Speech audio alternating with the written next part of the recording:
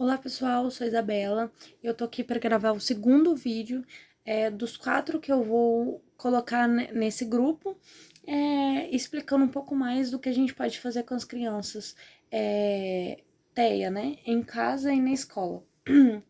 Eu vi que trabalhando com ele também, com o meu aluninho, que eu auxilio há 2 anos, eu vi que eu todo dia usando palavras-chave com ele para conversar com as pessoas, como falar bom dia, pedir obrigado, ó, falar obrigada, por favor.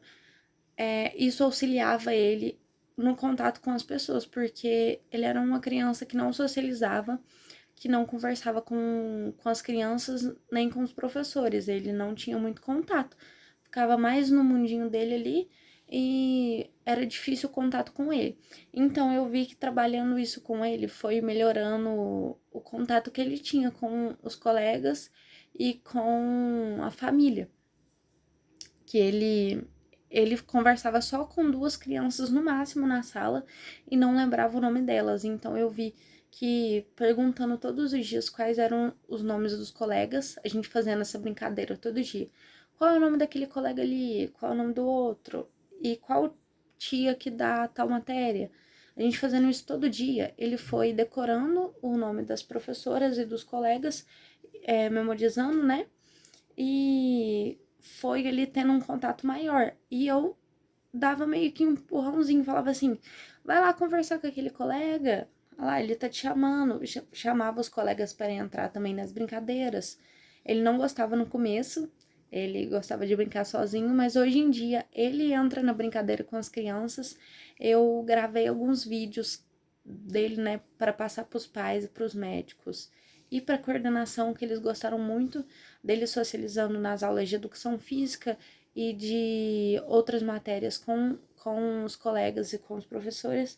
Então, isso eu vi um grande desenvolvimento ali nele, que foi de que mal conversava com os colegas e com os professores, a conversar todos os dias e entrar ali nos assuntos, querer entrar, né? E nos momentos de crise também eu via que ele gritava muito com os colegas ou ele ia para bater. Eu fui conversando com ele, falando que ele não precisava bater. Sempre que acontecia, eu pedia para ele pedir desculpa ao colega e pro colega pedir para ele também que aquilo estressou ele e para ele explicar pro colega o que aconteceu, por que ele ficou nervoso, quando ele queria, lógico, respeitando os limites dele. Vi que isso ajudou bastante. Hoje ele consegue falar o que incomoda ele mais fácil do que antigamente. E também a gente começou, é, depois de trabalhar as palavras pequenas, a gente foi aumentando o tamanho das palavras. Ele decidia o tamanho das palavras e quando eu via que ele estava decidindo ali, querendo um bom pro lado dele, eu eu entrava, né, para ele colocar a palavra maior ou para ele ler um pouco mais. Ele não gostava no começo, mas eu vi que foi melhorando ali a participação dele. Então,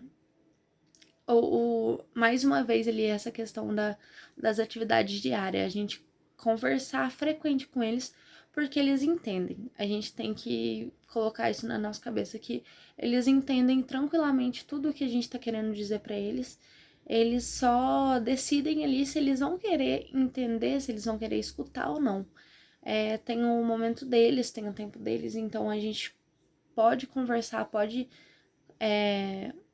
ali socializar eles com as outras pessoas, que eles vão entender no tempo deles, eles vão conseguir compreender. As crianças também vão começando a socializar mais com ele. Eu via que ele gostava muito do contato físico, então às vezes eu pedia para as crianças irem conversar com ele, ele abraçava as crianças, então isso foi ajudando muito ele não ver as crianças como inimigas dele, né? E ajuda bastante, muito mesmo na socialização com as crianças. E tudo com calma. O importante é a calma, o respeito por eles e a perseverança. Então, pais, não desistem disso, escola também não desista disso, tente o máximo incluir ele ali nas atividades diárias, que vai melhorar muito nesse período assim de entrosamento com as crianças e com os funcionários, né? E com a família também, ajuda muito.